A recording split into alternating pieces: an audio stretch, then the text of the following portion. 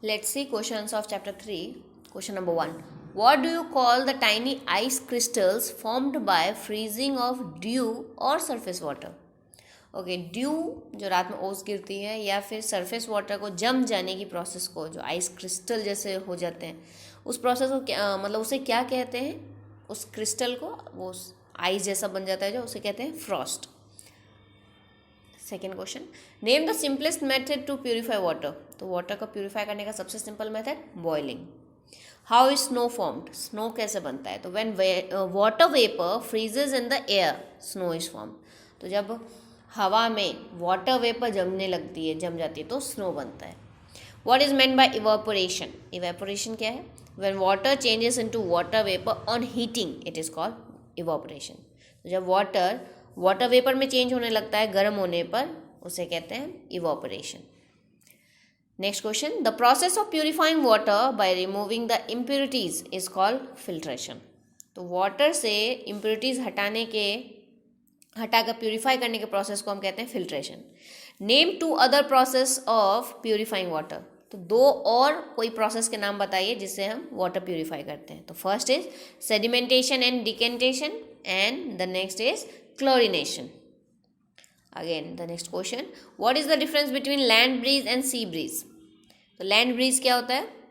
A coastal breeze blowing from the land towards the sea is called land breeze. It blows at night.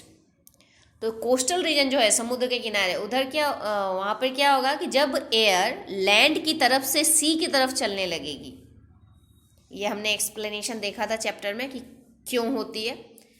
तो जब land की तरफ से सी की तरफ चलेगी हवा तो उसे हम लैंड ब्रीज कहते हैं, और ये अक्सर रात के टाइम में होती है land breeze.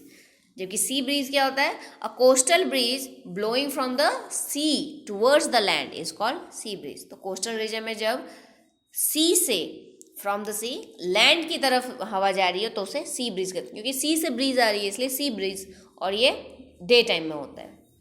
Next question, how does the sun cause the wind to blow. अच्छा, विंड ब्लो करने में सन का क्या हाथ है, मतलब क्या हेल्प करता है सन का क्या इफेक्ट है जिससे कि विंड ब्लो होता है? The sun heats the air.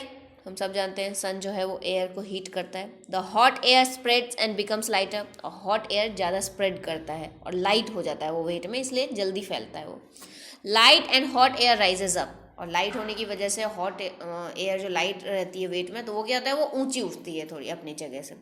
Cool air flows down to take its place. और जो आसपास जो ठंडी हवा रहेगी वो उस जगह को लेने के लिए वो उधर रिप्लेस करेगी उसको. This moving air is called the wind. तो इस तरह से क्या है, मूव होने लगेगी. हॉट एयर ऊपर गया और दूसरा एयर फिर उसकी जगह लिया नीचे, तो इस तरह से मूवमेंट ऑफ एयर होने लगता है जिसे हम विंड कहते हैं. So the sun causes the wind.